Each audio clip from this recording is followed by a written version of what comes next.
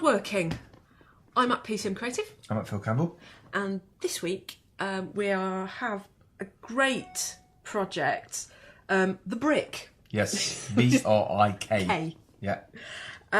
Brick, your backup generator for the internet. What is it? The easiest, most reliable way to connect to the internet anywhere in the world, even when you don't have electricity. Yeah. So this was another one of your discoveries. So tell me about Brick.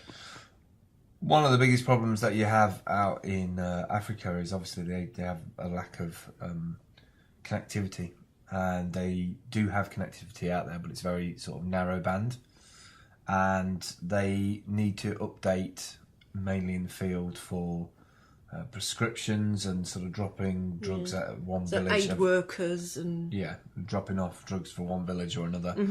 And they don't need high capacity, they're not streaming video or anything like that, so all they really need is something that is rugged, that can deal with the heat and the dust, and sort of does all the bonding and connection, all of the hard work of connecting together whatever connection it can get, and also, you know, be built in such a way that it can last all day. Yeah, and have nowhere for USB plugs to go into it and get all in. Yeah. It's created by Ushadi. Correct. Who Yeah. app you mentioned in this week's app show. Yeah. Just a few bits of information about the project. They are looking for 125,000. They've got 19 days to go. 599 backers so far, but they're at 88,578. So they do need a bit more money. Yeah. So, and the perks, that's the other thing about crowdsourcing projects, is you get this opportunity to be able to break down the small amounts of money that people are able to contribute and give them a reward for that contribution.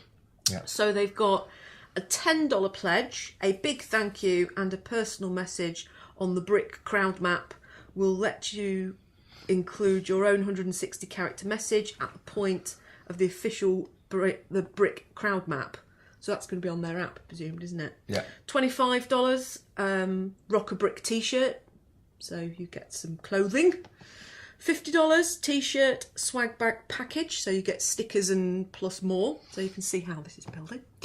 $90, they've got a $125. They then go up to sort of $200. It's a brick. Get your own brick. We'll send you a brick and stickers and the next 1,000 supporters. So yeah, they've got 1,000 of those to go. So for £200, you can have your own brick. Yeah, no, I did look at it, and it does look like an interesting product.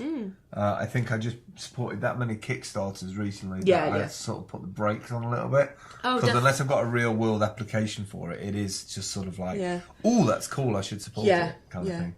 So, I mean, how do you choose which Kickstarters you're going to support?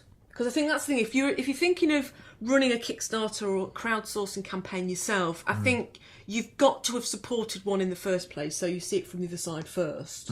And it could be just, you know, $1, $5. I think you've got to decide on what kind of philanthropist you are, I guess. You know, are you doing it because you want to see the project survive? Are you doing it because, you know, it's an idea that you've had and you wish you'd done it and you want it, and therefore why, you know, support other people?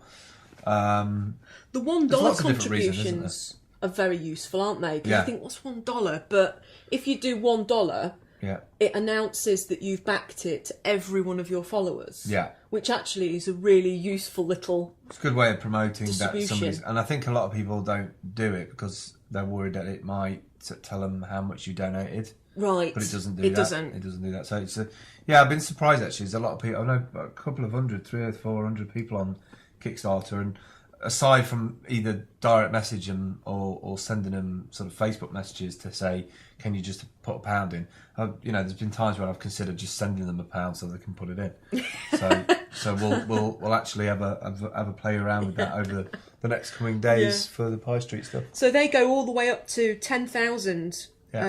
Silicon Savannah Brick Safari. Come on an adventure to Nairobi to build cool stuff with the Ujadi team at the iHub in the centre of what's called the African Silicon Savannah. You'll join us and we'll take the brick around Kenya for some epic product testing in some of the world's most beautiful wild places in the world. We'll be in touch with what types of gear to bring. We'll cover the safari exploration, a trip to Kenya, travel to Nairobi that's covered by you, so you pay to go there. And we'll accommodate you anytime in 2013. Very cool. So go and check it out. The Brick Project, BRIK, Kickstarter.com. Yeah.